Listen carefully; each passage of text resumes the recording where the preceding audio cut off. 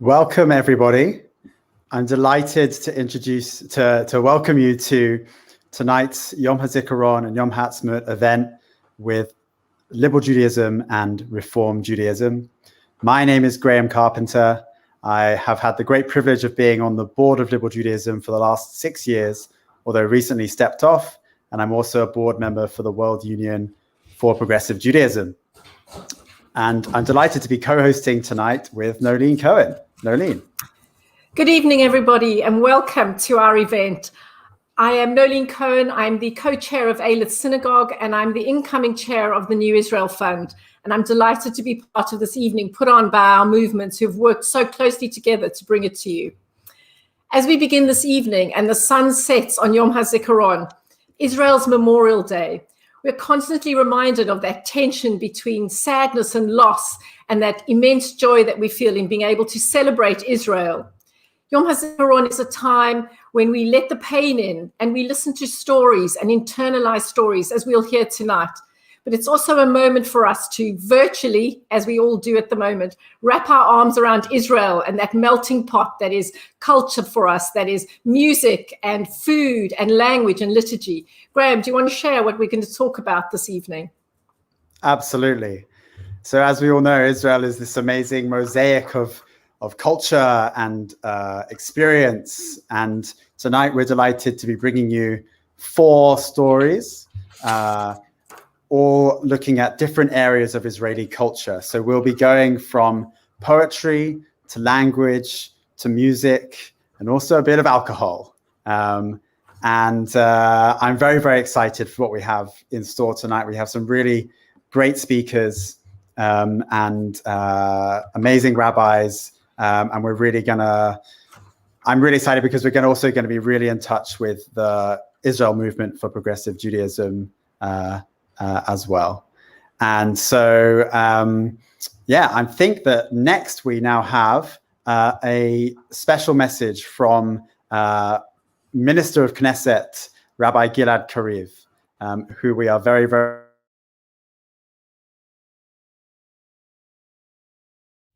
חברים וחברות יקרים, dear friends and colleagues, I want to wish you all a joyous and meaningful Chag HaAtzmaut, Israel Independence Day, together with us here in Israel.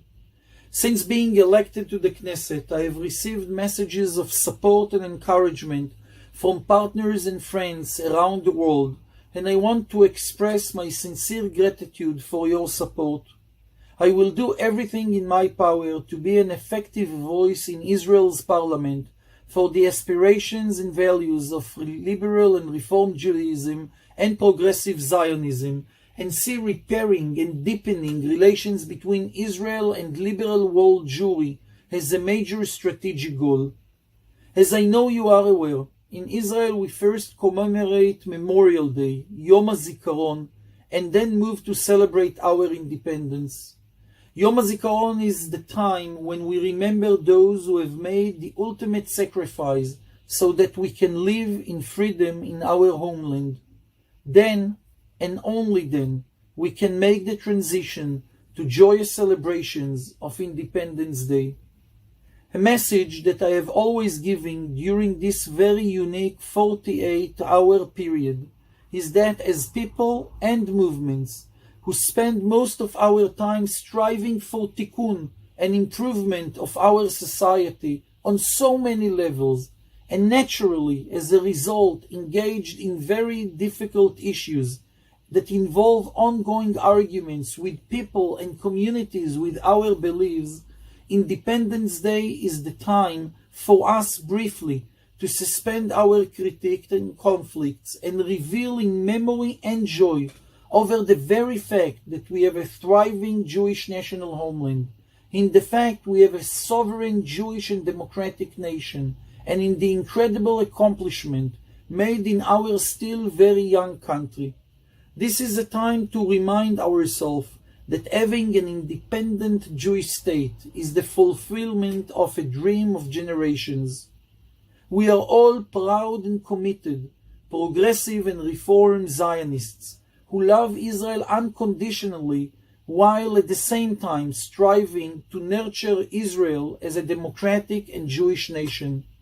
I ask you to continue with those two holy tasks that cannot be and should not be separated, cultivating the love of Israel and the engagement with its land, history, people, language, and culture, and at the same time working with us here to secure its values and to fulfill our vision of Chevrat Mofet, a society of justice, a beacon upon the nation.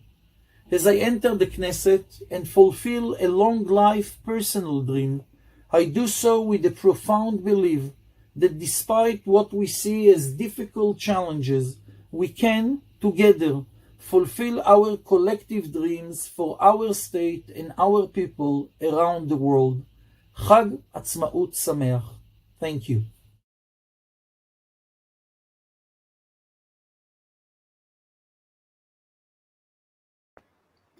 Toda Rabah, MK Rabbi Gilad Kariv, and it's incredible to be connected to Israel on this day through your amazing words, especially after the last year when I think at times many of us have felt so far away from Israel due to the restrictions of the pandemic.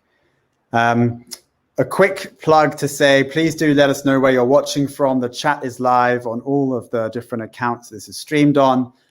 Please check in and let us know how your Yom HaAtzmaut and your Yom HaZikaron are going, and just share your thoughts and comments with us as we go through this evening. I'm delighted now to hand over to Nolene for her conversation with Rabbi Mickey Boyden. Good evening, Rabbi Boyden. There you are. It's a pleasure to be with you, Nolene. Hello. I understand you are at a Yom HaAtzmaut party going on upstairs? Absolutely. They put me down in the bomb shelter so that I don't disturb anybody and they don't disturb us either. Well, as long as you've got good connection, that's brilliant. We only have a short time with Rabbi Mickey Boyden this evening, so I'm going to do a really short introduction. Rabbi Mickey Boyden was born in London. He was ordained at Leobeck College and moved to Israel in 1985. I think you said, Rabbi Boyden? Absolutely. Fantastic. As Yom HaZikaron draws to a close, and I know it's another difficult Memorial Day for you, and I spoke earlier about internalizing and listening to stories, and it's a day that's difficult for you and for the family of every fallen soldier and victim of terror. I wondered if we could jump straight in and ask you to share your story with us, your loss and how it has given you hope and memory to move forward with. We made Aliyah, as you said, Nolene, in 1985 with two children. The youngest was Jonathan, who was 12 when we came to Israel. He celebrated his bar mitzvah here, grew up in this country, loved this country. He enjoyed sailing, and on Yom HaAtzmaut, he used to raise a flag to the top of the mast on his sailing dinghy and salute. That's how much he felt connected to this country. He served in the army and was in an elite parachute regiment and was serving in Lebanon in the defense area that Israel had there when they were attacked by the Hezbollah after they went on a rescue mission. And he was seriously wounded and died 16 days later in hospital. It's always there, of course. It's not something that you forget. It accompanies you throughout your life. And this day, Yom HaZikaron, the Memorial Day, is basically, I think, a day for Israelis to identify with us. And for us, it's good to be able to share our pain with others who care about our lives and what we're doing here in Israel. When we think about loss and so many fallen soldiers and victims of terror, how do you feel you combine your individual personal loss with this collective memorial? Is it a real space? Are you able to share with others and with the greater Israeli public and the diaspora what it means for all of us to be able to remember and build memory to heal loss? I think people want to connect, and it's particularly difficult for people who themselves have not experienced what we've experienced. Sometimes they distance themselves. I was actually speaking to a group of rabbis in Israel yesterday about this, about for some people we're turned into lepers and they distance themselves because they're nervous about the whole thing. And this is an opportunity for us to share with them what it feels for us and to help them understand a little bit about the pain of loss and living the rest of your life without an important family member not being part of all of your experiences. Today I was at the cemetery, obviously, with hundreds of thousands of Israelis as we stood by the graves of the fallen soldiers. And standing next to me was a man who is around 50 now with grown-up children. He served together with my son, Yonatan. And you ask yourself, I wonder what Yonatan would have been like at this stage in his life if he'd have carried on. But sharing our thoughts with each other and being able to express our feelings is, I think, a way of helping them also to connect with what we're going through, not this day only, but every day. Absolutely. And sharing one another's stories makes it very real and brings it home to us. I know that you're involved in a future you founded 2 communities in Israel, one in Renana and the other in Hod HaSharon, Kehilat Yonatan. Do you want to just very briefly talk about the hope that has given you and rebuilding in a physical and spiritual way? When you go through what we have gone through and what many other Israeli families have gone through, you have 2 alternatives. You either shrink and hide behind some kind of a scream or go inside your own shell, or else you decide, no, we're living, we're going to carry on living, and we're going to make the best of the lives that we have and use them to contribute to our society.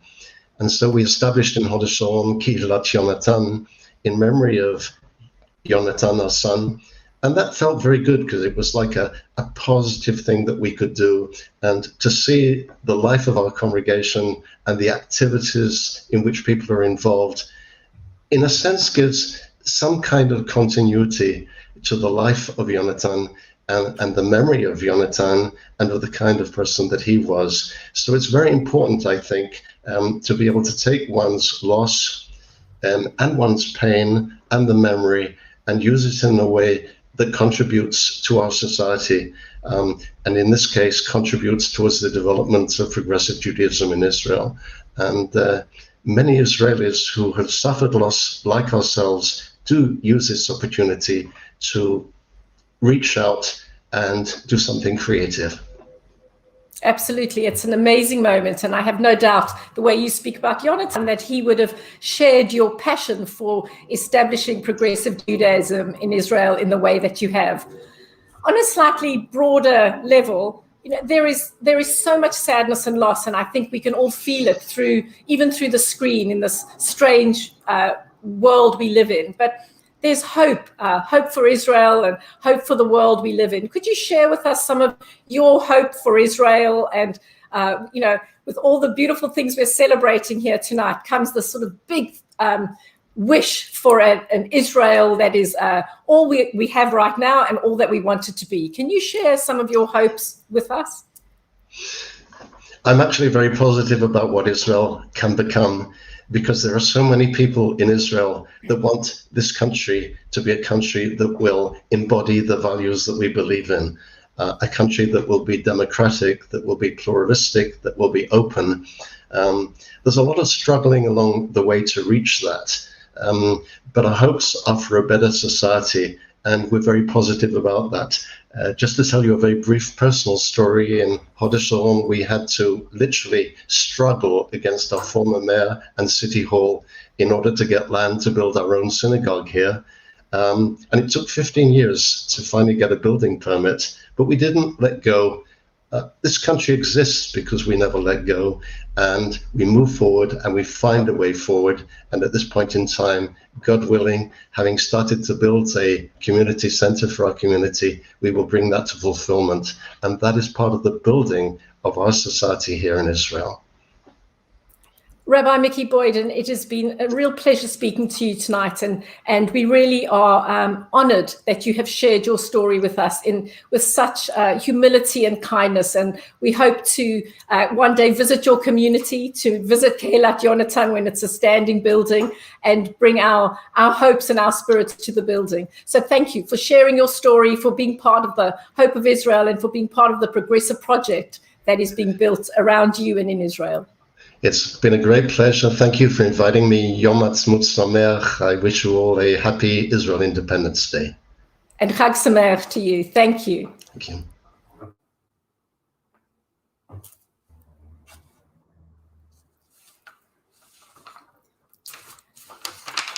Now, Graham.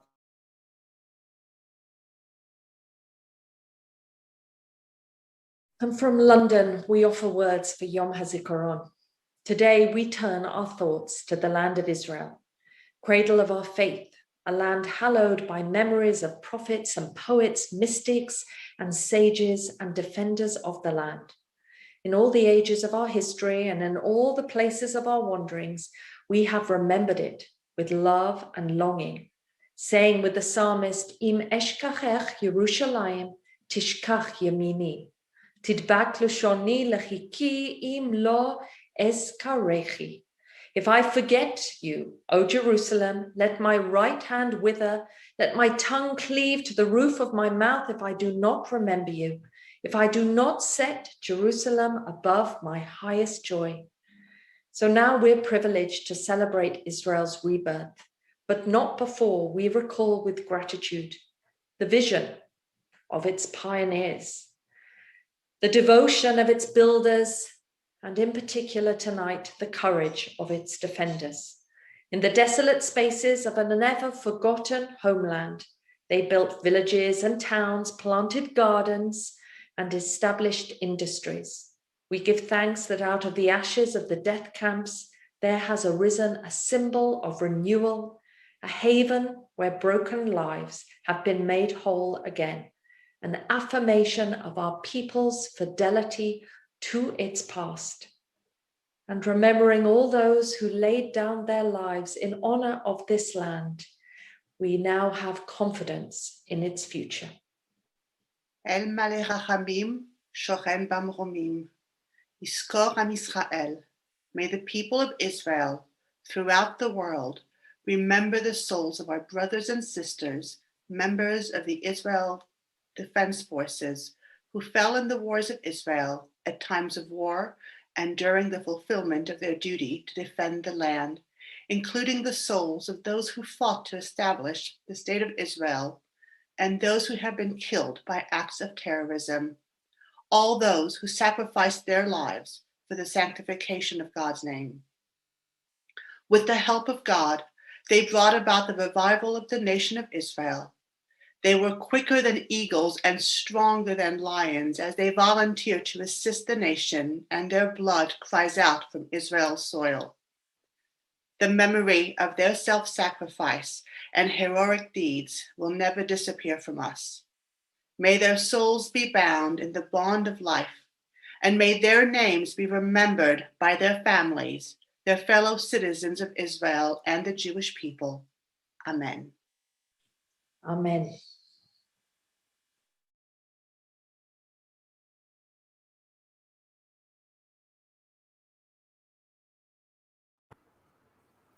Thank you, Rabbi Rebecca Burke from the Liberal Conference of Rabbis and Cantors, and Rabbi Celia Sergey from the Assembly of Rabbis and Cantors from the Reform and Liberal movements. Graham, what's next on the agenda tonight? So as I mentioned before, we have 4 dives into Israeli culture, and I'm delighted to introduce the first one. But first, we're going to be preceding these cultural interludes with some short words from rabbis from the progressive movement in Israel. So I'm delighted to first introduce Rabbi Tamir Nir. He is the rabbi of Chachva Bakem congregation in Jerusalem. His congregation is based all around ecological activity and the communal garden in the neighborhood where the congregation is located. Tamir was also a previous deputy mayor in Jerusalem. After we hear from Rabbi Tamir, we will hear some poetry from Rabbi Moshe Lavee.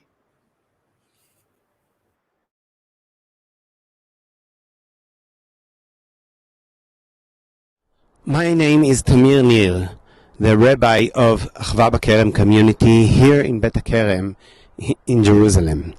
And that place, that community garden, is our synagogue. זה בית הכנסת שלנו. That's a place we gather. That's the place we meet each other. We meet nature. We meet God. That beautiful place is without fences. In the 73 Independence Day of Israel, I sending my prayer from this place that we will find the balance, the right balance between our passion, our wishes to change and to fix here in Israel or all over the world. As you can see, it's open for everybody. Everybody, whoever he is, can come and join us in Kabbalat Shabbat and in other events and prayers.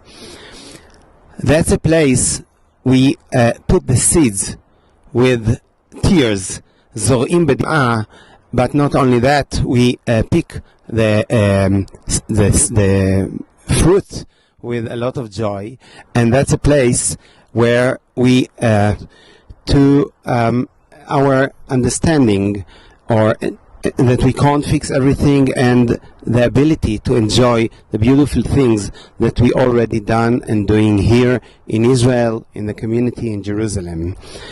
That's how it goes in the Jewish. Renew not only the seeds or the plants, but ourselves too, and the beautiful culture that we have. In the 73 Independence Day of Israel, I wish and I pray for all of us to find the balance between our wishes to fix and change the world as we should the Jewish culture. That's a secret of Shabbat, who invite us to work 6 days a week and to rest in the 7th day and to enjoy whatever we have.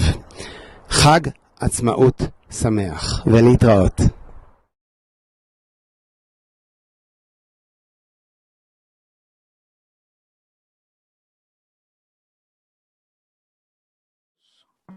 Okay. This week, we are celebrating the revival of the Jewish people in the land of Israel and remembering those who have fallen in the wars and conflicts. We are moving from sorrow to joy, remembering that joy emerges from sorrow and that sorrow is forever intertwined with joy. For me, at least, that ability extends to this connection with progressive Anglo-Jewry, the meeting of multiculturalism that is London, and the interfaith discourse. When I left Leo Baeck College, already more than a decade ago, I knew I want to bring to Israel some of the spirit of interfaith meeting. In recent years, I've been going with my students, Jews, Christians, and Muslims, to the JCM conference. If I hadn't experienced an iftar feast following one of these conferences, I probably could not see this girl in her moments of sorrow. We need you. We, those in Israel, need the different perspective that Jews from around the world can offer us. We need a model of mutual interaction in which not only the Israeli lecturer come with knowledge of Hebrew and Jewish culture into the British Jewish community, but also the British community offers a progressive perspective so valuable to the Israeli society. Allow me to conclude with words of hope for the possibility of reconciliation, of the meeting and cooperation between Israelis and Palestinians, the realization of which, I believe, is the only way we can reach true independence and freedom. In the winter, a couple of years ago, a brief bout of snow fell in the hills of Judea and Jerusalem. It was Friday night, and by the morning, like the manna in the desert, the snow had melted. When Shabbat was over, I looked for videos of the snow to see if it had indeed come to rest some on the ground. And all I found were video clips of young Palestinians laughing with joy in the snow in the early morning hours. And I wrote thus, השלג יכסה על הכל. שלג ירד בשבת, שלג ירד בחברון וחלחול ובית לחם, שלג ירד באפרת, מגדל עוז ובשורש, שלג לבן וצח, שלג רך, שלג זך, שלג מלהיב לבבות. שלג קל הוא היה, שכבה דקה, כמעט לא היו דיווחים. שלגי הגליל הכבדים לחדו עד שוט מצלמות יהודים. כמעט ולא נודע השלג הזה, השלג שלא היה קל כצפוי בהרי המרכז, מרכז ישראל, מרכז פלסטין, מרכז יהודה ושומרון. יוטיוב פוצע את גבולות הכיבוש. יממה ומחצה במאוחר, אני מדפדף סרטונים פלסטינים. השלג מאחד לבבות. השלג כובש את פסגות הערים. השלג לוכד דמעות הילדים. השלג מדלג כאילות השדה. השלג שר פזמוני שבת ומרטיט רמקולי מואזין. השלג מצהיל נערים ברחבת חרם השריף. באין יוטיוב של שבת, מהצד השני של הכותל, הלב יודע, אותו השלג, הרקיד משכימי שחרית, מתפללי תפילת ותיקין. Now we can say, חג עצמאות שמח. Thank you.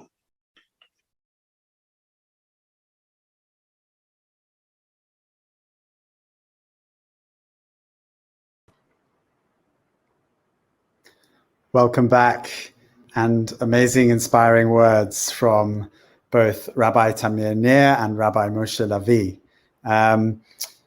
So, what's coming up? In a bit, I'm delighted to say that we will be making some cocktails. I understand the ingredients were sent out beforehand, and they might scroll up on a banner soon. So do remember to get your cocktail making ingredients ready. There they go. They're on the bottom of the screen now. And keep your comments coming in on social media.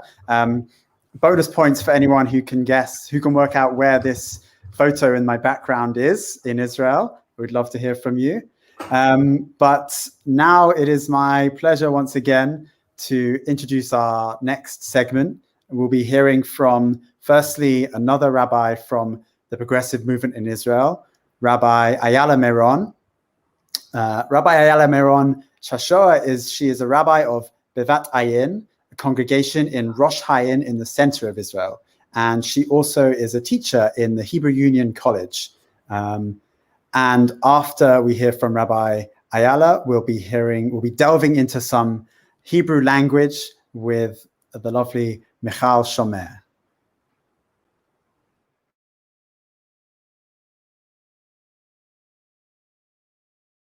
Hello everybody, my name is Ayala Meron. I'm a rabbi at Congregation Bevat Ayin in Rosh Hayin, Israel, and I want to share this thought with you today about one of the greatest miracles, in my opinion, of the Jewish state. I think it's the Hebrew language. I think the fact that the second or third grade child can go into the Israel Museum in Jerusalem and just open up the Dead Sea Scrolls that are dated 2,000 years ago and read from it and actually understand what it says, or at least try to understand what it says, is one of our greatest miracles. And talking about the Hebrew language, I want to relate to one of my favorite novels that was written here. It's by a writer named Meir Shalev. It's called A Pigeon and a Boy. It's telling the story about this homing pigeon, a pigeon that wherever you put her, she knows one thing. She knows how to go back home. She knows where it belongs. She knows that it is the urge that she has. And my blessing for the state of Israel this year, for Yom HaAtzmaut, would be that we would all know where home is. Home could be not only a place, it could be a letter, a word, or a story. And I think it's for us to realize that we're all telling different languages from different perspectives, the same story of the Jewish people. And we want to share it, and we want to live with it, and we want to pass it on to the next generation. Yom HaAtzmaut Sameach to all.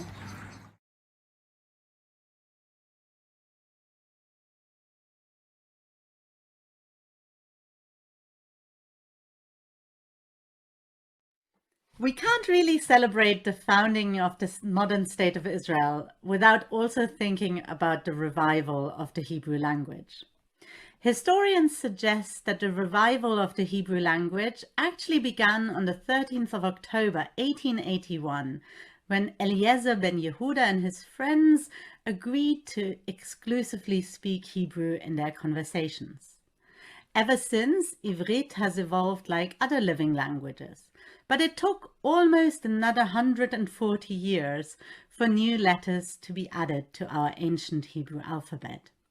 It is my pleasure to welcome today Michal Shomer, the creator of the multi-gendered Hebrew alphabet, to talk about this exciting new development. Most people here probably know that Hebrew is a gendered language consisting of two genders, male and female only. In English, it has become much more commonplace to avoid gendered language, and our movements have for many decades used prayer books with translations that avoid talking of God only in the masculine. However, in Hebrew, due to the nature of the language, it's quite tricky to avoid choosing a gender. Maybe you can share with us a little bit in general how the discussion around gendered language plays out in Israel today, and also talk a little bit about maybe some of the research. Wherever we go, we see the masculine form. Studies show that the language is very important and has a great impact on how we understand the world, it has an impact on our perception. So your project is really much greater than just a graphic design project, actually. It's really a project also about creating social change, which I think is why I find it so exciting. But let's talk a little bit about the work itself. Most people probably have not come across the multi-gendered Hebrew alphabet yet. So maybe you could tell us about how the project started and your goals with it. The project started initially as my graduation project in university. I have a bachelor's degree in visual communication design. And multi-gender Hebrew is a new set of Hebrew letters facilitating multi-gender and inclusive reading and writing. Multi-gender Hebrew consists of 12 new characters, 11 letters, and one nikud sign, which I designed. And I designed them to be added to our alphabet. So I'm adding new letters to the Hebrew alphabet.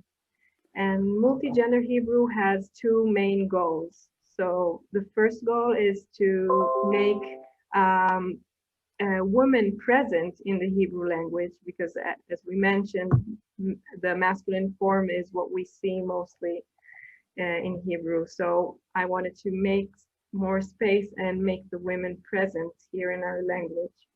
And another important goal is to form a linguistic space for non-binary people, for non-binary identities, because in Hebrew we don't have the word they, for example. So addressing someone whose identity is not binary could be very struggling, very difficult in Hebrew. So how has your work been received? What's been the reaction?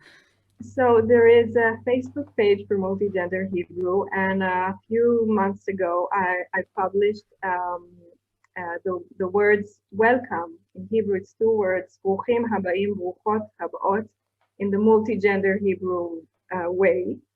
And I published this as files for free download. And a lot of people and organizations have downloaded them and used them. So, for example, the municipality of Gezer, private companies, schools, and in the Knesset of Israel. And this was just the first step. So about a month ago, I released a full version of multi-gender Hebrew for download.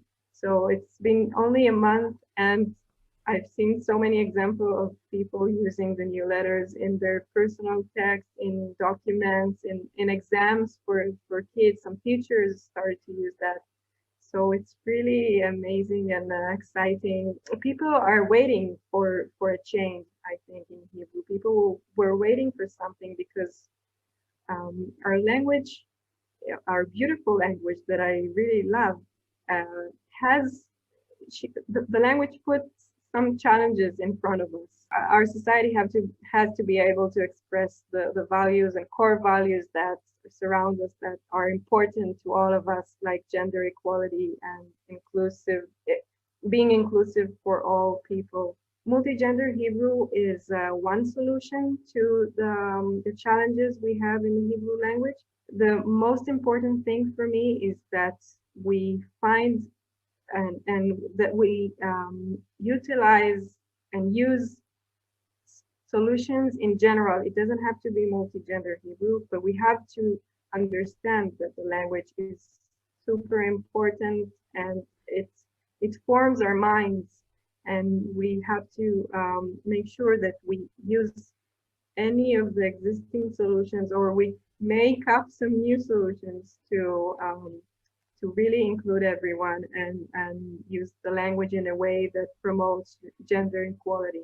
Thank you so much for joining us. Thank you especially for giving us these exciting new letters so that we can realize a contemporary take on the Hebrew language and also participate in the act of tikkun, of repairing the world, of bringing a little bit more equality and justice into the world by using it.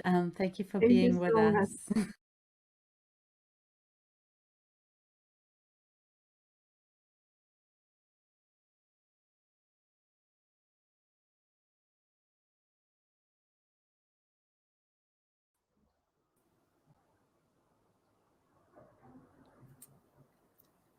I think my co-host will be back with us very soon. But in the meantime, moving into the next segment where poetry and language combine so beautifully to think about music. And we are all connected in so many ways through the music from Israel, through our liturgy. It goes back, we have a new language that we're talking about in terms of Hebrew, and the music goes back thousands and thousands of years, but it connects us. And in many ways, picking up on what we see, a new language evolving, our music, our Jewish music is also evolving. And last week I recorded an interview with Rabbi Esteban Gottfried from Beit Tfila Israeli. So if you've been to the port and attended the services of Beit Tfila at the port in Tel Aviv, Rabbi Esteban is the director and rabbi of that community. And I recorded this incredible interview with him. Just before we move on to that interview, I just wanted to remind everybody, after this session, there's a song session with our cantors and rabbis from the Reform and Liberal movements. You'll need to move over to Zoom for that session. So please watch in the scrolling below for the Zoom link. If you haven't got it from your community newsletters or the movement newsletters, don't forget to join us. That will happen around 8 o'clock. But now, please join us as I speak to Rabbi Esteban about the emergence of new music out of Beit Tfila Israeli.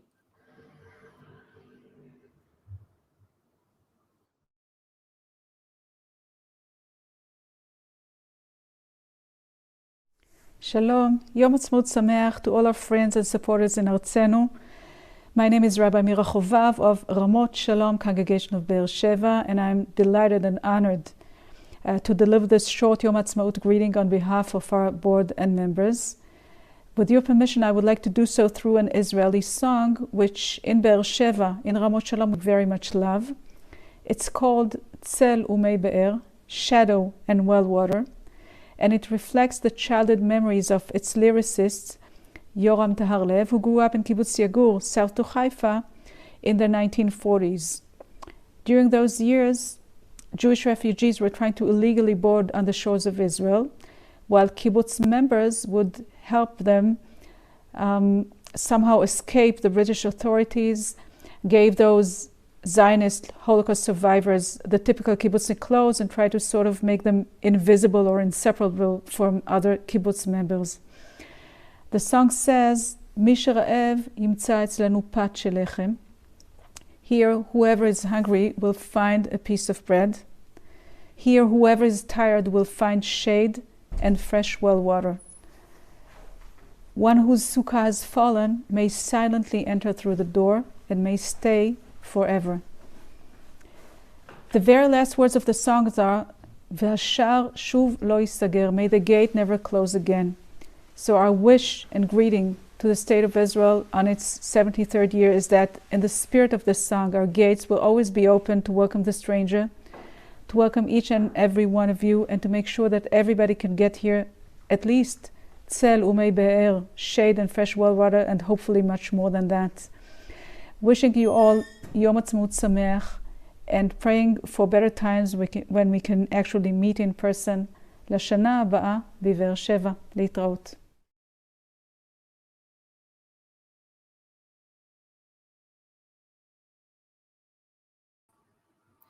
We're just taking a moment to go back and thank Rabbi Mickey Boyden and the many rabbis from the Israel movement who've been with us tonight. Rabbi Mickey Boyden has spoken about music in her community, and we know that across our progressive and across communities in Israel and around the world, there is music evolving and music helping us learn and connect with one another and with our communities.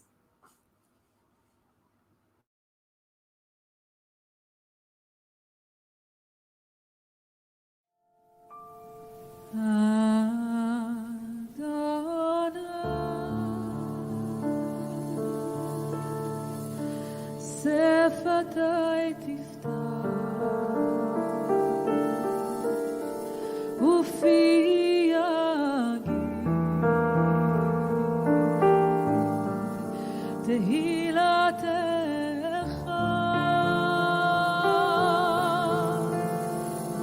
אדוני שפתי ופי יגיד תהילתך.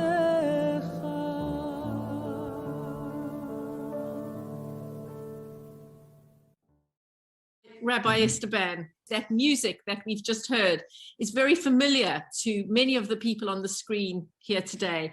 There are melodies that we're singing in our synagogues in London, around the world, and particularly we know they're being sung in Beit Tfila Israeli.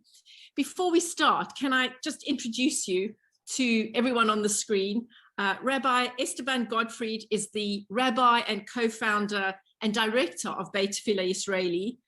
Rabbi Esteban was ordained at Hebrew Union College in Jerusalem and is a graduate of the Shalom Hartman Institute. I wondered if you could just tell us how Beit Tfila Israeli came to be. Hi, Noreen, everybody. Hi to everybody. Chag Sameach. And thank you for having us, having me here in this conversation. Beit Tfila Israeli, it was a need. It came from a need, especially from a personal need for me and the other small group of people that we got together and we said that something was missing. We started as a chabura, we were like 20 people, and very, very fast became something that people hear about this and hear that something new is happening in Tel Aviv. We did the first Kabbalah at the port of Tel Aviv with the Mediterranean, in the sunset, in a beautiful, beautiful place. So since then, every summer, we do our Shabbat services at the port of Tel Aviv with between 800 and 1,000 people every Shabbat. An amazing story. And out of that, you've created this fusion of contemporary Israeli culture and Jewish tradition, and you've brought it into the public sphere. Can you talk a little bit about what the impact of that has been on a liberal, progressive Jewish liturgy and that kind of different identity for Israelis? That's what we do. That's our Judaism. That's our way to celebrate Shabbat and holidays. And it's okay to do it in the most beautiful and central place of Tel Aviv. I don't see if you can see, but for every page with traditional prayer, we have Israeli contemporary or not only Israeli poetry and songs that say that are in dialogue with the tradition. And this concept of bringing Israeli poetry, Israeli songs, Israeli classics, and make them holy, make them part of the Israeli, of our liturgy. It's also a kind of a revolutionary step that we did here. This music that I hear in the radio, and this text that I heard at home with my grandpa, and everything put together, it's like I'm welcome. I have a place here. But the music here serves the purpose of having a meaningful tefillah. A good way to present Beit Tfila, where the spirituality and religion and art are working together. Is an incredible way for Israelis to deepen their Jewish identity. And I think as when it started, it feels like it was an outlier, and today it's become the norm, and that is really incredible. And we're grateful to you for that. One of the clips we looked at was how you have taken that little step further and added a blues twist to Oseh Shalom. What was the inspiration for that? I must say that I heard it in some place, and I didn't remember where. And I said, hey, that's beautiful. And then I brought what I remember by heart to the musicians, and they just bring it up. And then we saw that it comes from the film Mo Meters Blue. You know, from the beginning, our motto was Na'aseh v'nish'al. We'll do, and then we ask the questions. So we try many things. And when we try things and you feel that it worked for you and for the people who are doing it, that's the only thing that matters. And that's how we got to this Oseh Shalom and Adonai Sfatai Tiftach. That is wonderful. And we know innovation comes from experimentation, trying things, and communities who do that are communities who innovate. And you have certainly led the way in innovation in Israel. Knowing that today we are celebrating Yom HaAtzmaut, Israel's 73rd anniversary or birthday. So as Israel goes into its 74th year, what are your hopes for Israel? It's being inclusive, and it's being accepting and tolerant, and handing the hand to other non-Jews and the minorities that they live here. And I think that this fight of what will be the future of Israel Judaism, it's the most important fight of Israel today. Thank you, Rabbi Esteban, for being part of that project to build a better Israel for everyone. You know, democracy, inclusion, these are the values that you bring to your Judaism. So please continue with Beit Tfila Israeli to innovate and to be intentional and to be Jewish in a public space. Thank you so much. And thank you. Chag Sameach to you. Chag Sameach.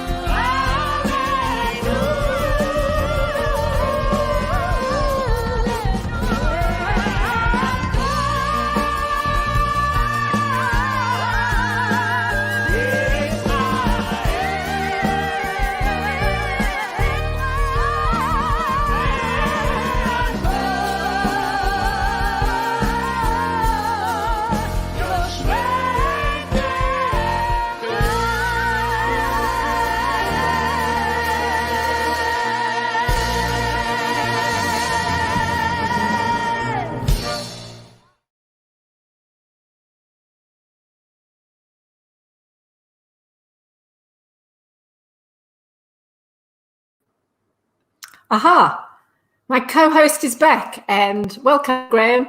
And that was just a little bit of music to get everybody in the mood for our concerts, which will start probably just at 8 o'clock. Graham, I know you spoke to the people from Milk and Honey about whiskey and their distillery. You want to tell us a little bit about it? I bought my whiskey too. I'm not normally a whiskey drinker, but here I am. So this definitely is a L'chaim moment.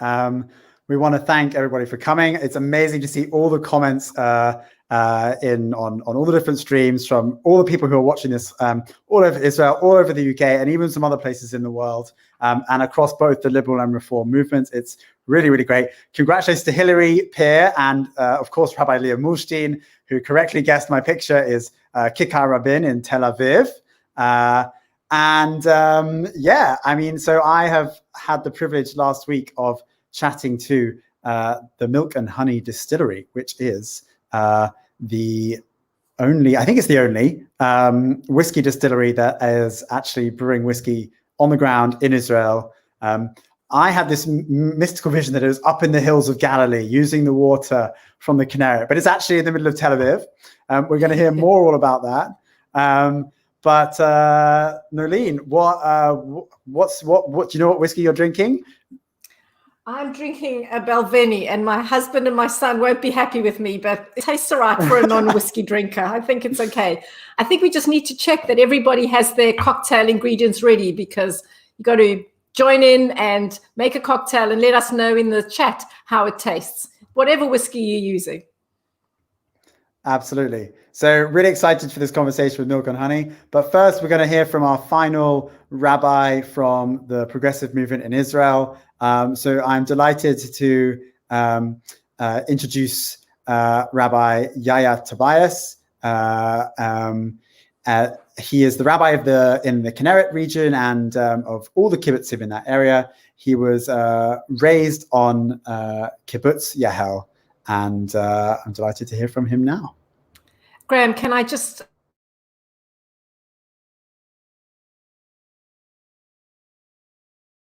My name is Yaya Tobias. I'm rabbi of Kehilat Yama, a Jewish initiative in Sovev Kinneret area. I would like to share a thought about wine. How awesome is wine? Wine is the greatest drink that I could think of. And it's in the sages say that wine brings out joy. But wine is also what we do when we want to elevate a moment. And in that sense, drinking wine is all about taking a moment in time and elevating it and making it a celebration. So as we celebrate the state of Israel and we celebrate our joint efforts to make this place a better place, let us raise a glass of wine and drink it for the elevation of this moment and the elevation of this celebration and the elevation of this country and people of Israel. May we make this a better place for all of us and for the future. Lots of love to everyone, and Yom HaAtzmaut Sameach.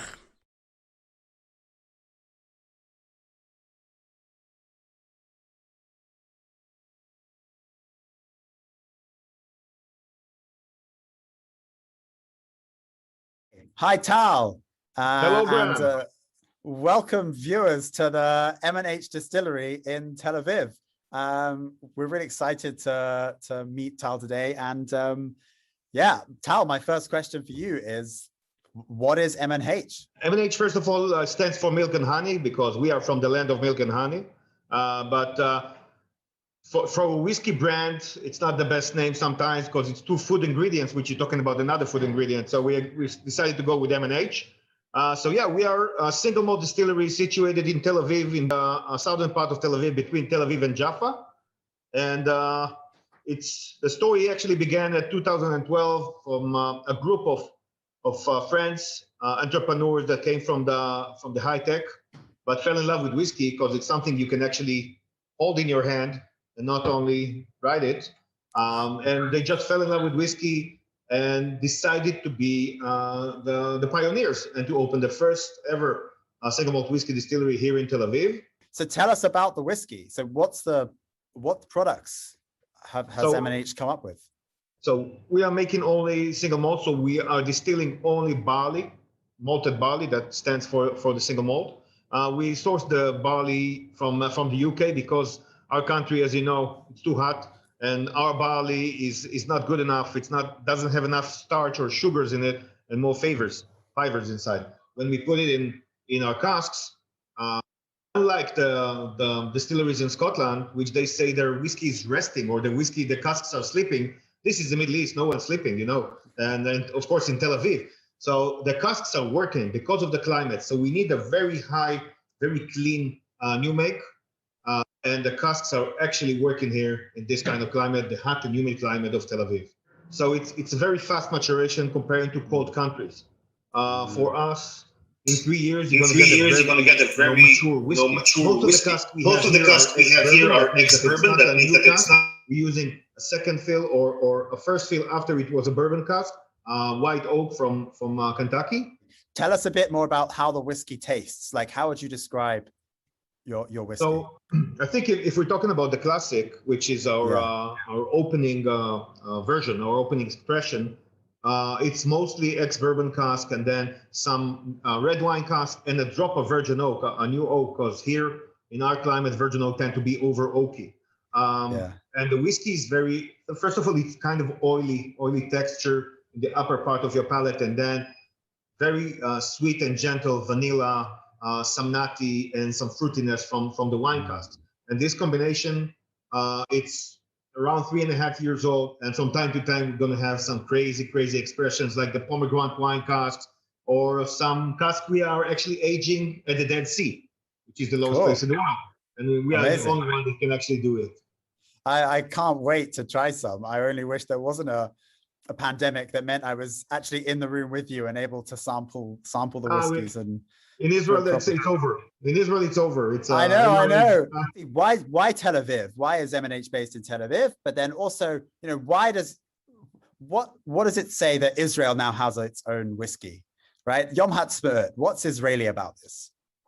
First of all, I think the whole idea is Israeli because I think it was impossible to open a whiskey distillery in Israel. But if you want an Israeli to do something, you have to tell him it's impossible. And the second thing, I think, it's our innovation. So we are playing by the Scottish regulations with double distillation of malted barley. But I think if you add our, hectic way of thinking, the Israeli hectic way of thinking, so this is where you get all kinds of crazy ideas like the Dead Sea or Jerusalem mountains or stuff like that. Perfect. The second thing is why Tel Aviv? If you're from Tel Aviv, this is the capital. If you're from Jerusalem, it's a different kind of thing. Everything happens here. You know that. Tel Aviv is the most liberal city, night scene, bar life, and everything here. And I think most of the tourists first come here, and then of course they go to Jerusalem. And I think we are from Tel Aviv. And if you think very fast, if you think outside the box, you're Tel Avivian. And I think even the name Tel Aviv, it's something that resembles our way of thinking. Traditional way of whiskey making with very new ideas. Absolutely. And the word whiskey, I think, comes from the Gaelic for water of life. Right. Yeah. So like Chaim, Mayim, there's some amazing play on words here. Yeah. Tel Aviv, Chaim, Mayim, maybe, another whiskey of yours in the future can own that. And finally, how do you recommend drinking the whiskey? So for me, just like that. Perfect. Me too. For me, the best cocktail is 2 ingredients. One of them is a glass. But if we're going to make a cocktail, so let's do a whiskey sour with a little twist. So we start with 1.5 ounce or 45 milliliters of our classic M&H single malt whiskey. And a sweet and sour. Sweet and sour, it's the same ratios between simple syrup, which is sugar water, and lemon juice. The same, 45. And then I'm taking few thyme branches, just crush them a little bit and put them in. Ice. And just shake it a little bit. I'm going to strain it into a whiskey glass, an old-fashioned glass.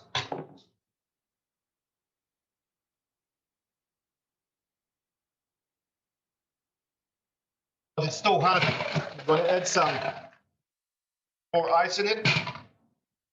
Another fresh thyme and a slice of lemon. And we are ready to go. L'chaim. Cheers. L'chaim. Thank you, Tal.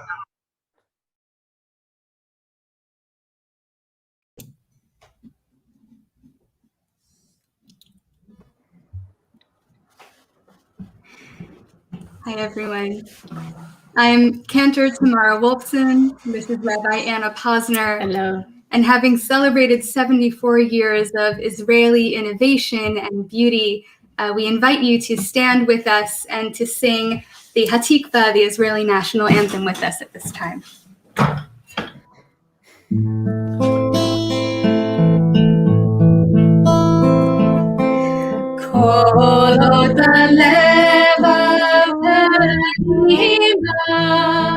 Nefesh Yehudi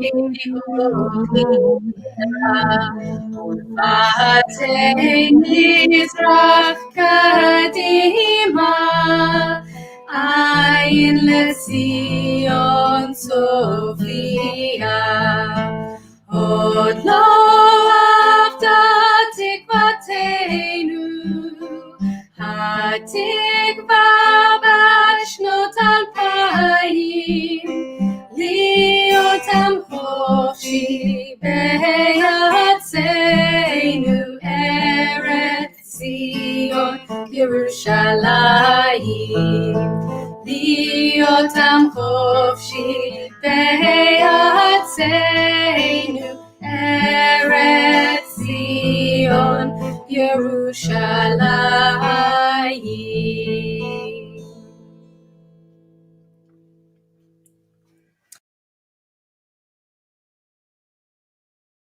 And Rabbi Anna Posner. The sun has set here in London, and I know it's been set for a while in Israel. So our program has come to an end, but we are running slightly over, but we are never running too late to say some really important thank yous. So I just want to thank first and foremost our colleagues in the Reform and Liberal movements for working so brilliantly together to put tonight's program on. Rabbis, professionals and lay people. It's been really fantastic. I also wanted to thank Rabbi Mickey Boyden for sharing his really incredible story with us and all his hope, and to everyone else who shared their stories in those vignettes this evening. Also to the rabbis from the Israeli Movement for Progressive Judaism. It was wonderful to meet rabbis from more remote communities who are doing such incredible work in Israel, building our progressive movement. I also wanted to thank the tech team who have kept us on track, took Graham out, brought him back in again, but they've been really brilliant tonight, and it takes a huge amount of work to do this, and I'm really cognizant now of just how much, so thank you very much to them. And to the rabbis and cantors, or to the cantors and musicians and rabbis who are going to be doing the song session, the kumsitz, in a few minutes, and the Zoom link has come through. A pre-thank you to them, and join in with them and celebrate all that is our movement and our music and Israel on her 73rd birthday. Graham.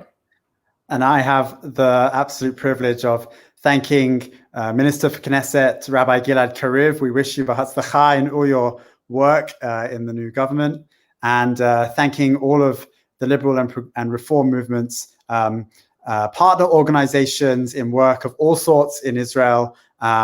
We are thinking of you at this time, and also thanking everyone for watching tonight, wherever you are, in the UK, in Israel, and around the world. And finally, thanking Nolene, my co-host. Yom HaAtzmaut Sameach. Toda Rabba, everybody, and wishing you a lovely evening. Thank you, Graham. Chag Sameach, everyone.